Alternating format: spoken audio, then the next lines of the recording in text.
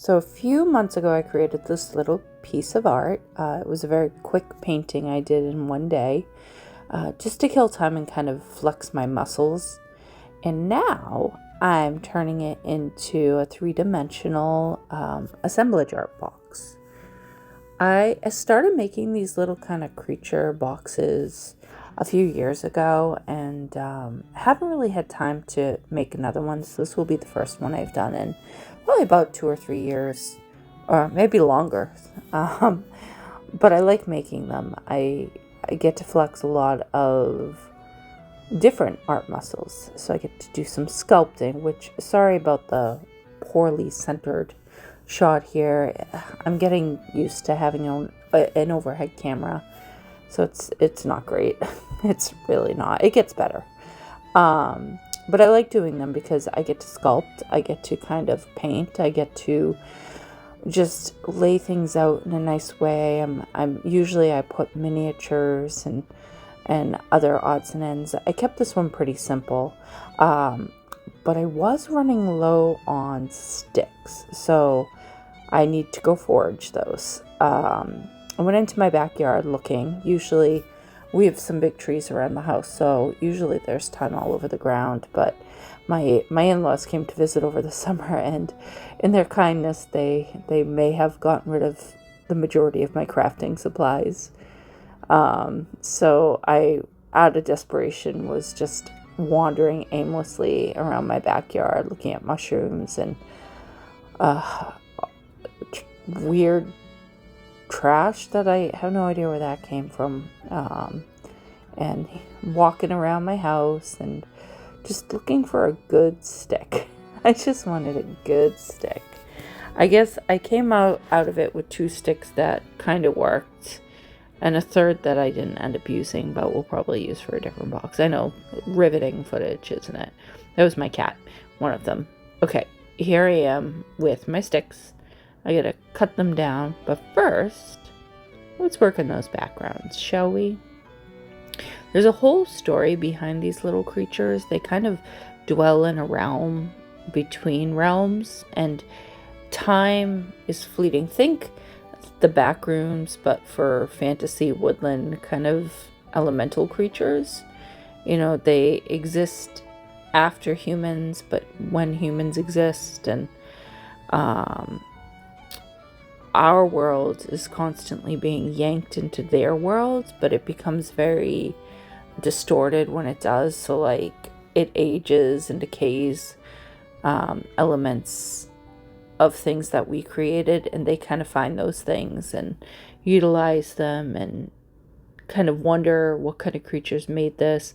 But the world they come from is the world that like cryptids come from. So, you know, think Bigfoot and Mothman and jackalopes. There's a lot of jackalopes in my art right now. They can traverse in and out, and they also traverse in and out of the world that my little cat animal creatures kind of dwell within, the Valche, which is the void, and that's the world that the cats created, but it's utilized by all the mythical creatures too, because it's kind of a little bit more stable. There's a lot more to the story than just that, but I really like creating the world they dwell within, because I love the nature elements, and I like the kind of decay that I can create on, you know, sometimes I'll use miniature dollhouse furniture and kind of break it up, and but this time I am just using sticks and moss and grass and paper and wood, and that's an old salted codfish box that I found at a thrift store. I usually build these in kind of thrifted boxes, or, you know, things that have a little bit of personality. I really love personality. I'm painting some, I use Sculpey to make mushrooms on the sticks, and I am painting those up right here, and you can see that. My paints are a little bit chunkier than they should be. I'm placing and gluing and placing and gluing.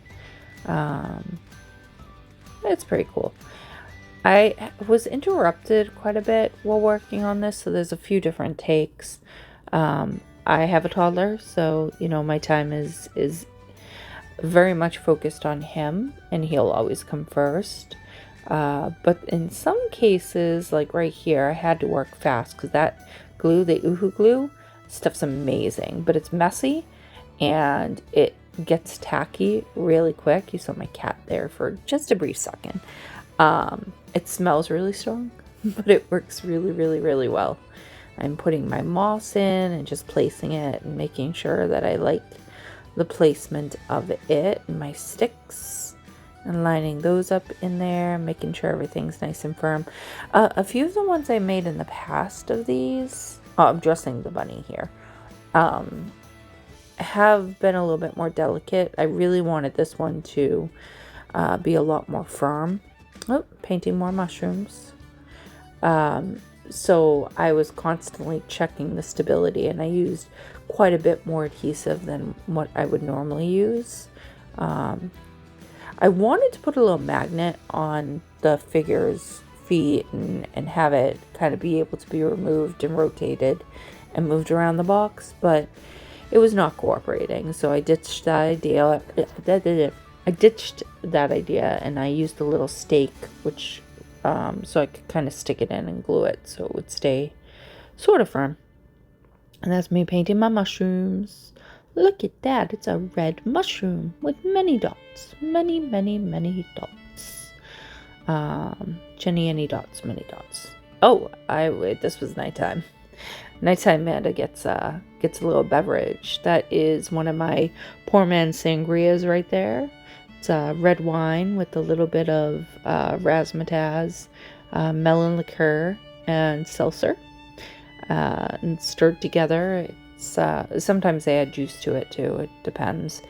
But my son wasn't being cooperative last night, so it took me a while to finish that drink. I don't drink when he's awake.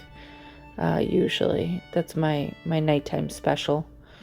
Oh, she has a little bit of a cape on now, and I'm placing those mushrooms in.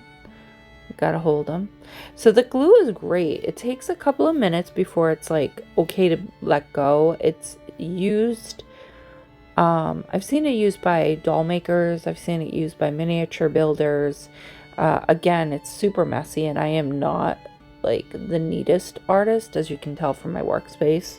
My ADHD makes it impossible for me to do things neatly. As much as I try, I always clean up after myself, but while I'm in the process of creating, it's just kind of everything everywhere, so my brain can kind of grab what it wants to grab when it wants to grab it.